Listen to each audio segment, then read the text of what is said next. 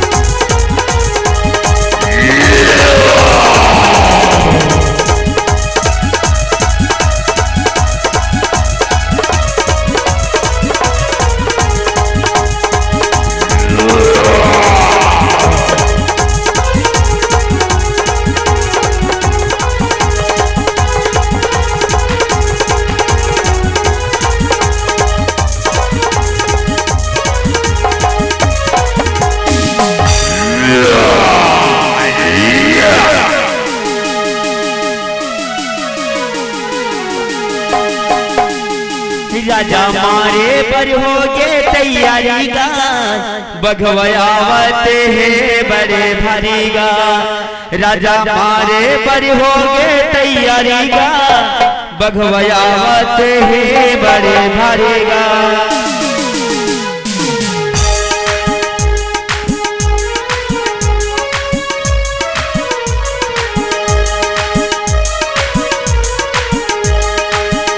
राजा मारे पर हो गए तैयारी गा, बघवयावत है बड़े भारी गा।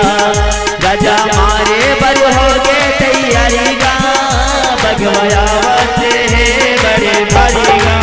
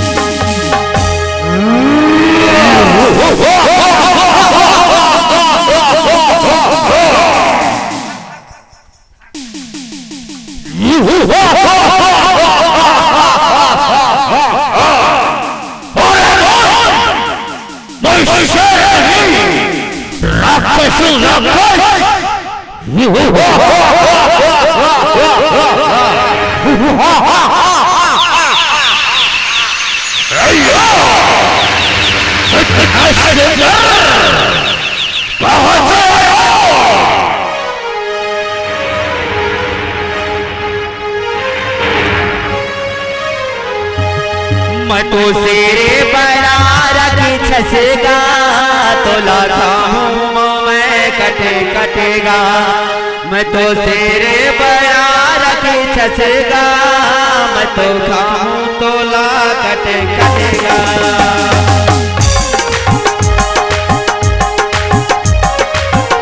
मैं तो शेरे बड़ा रखी छसेगा मैं तो खाऊं तो ला कटेगा।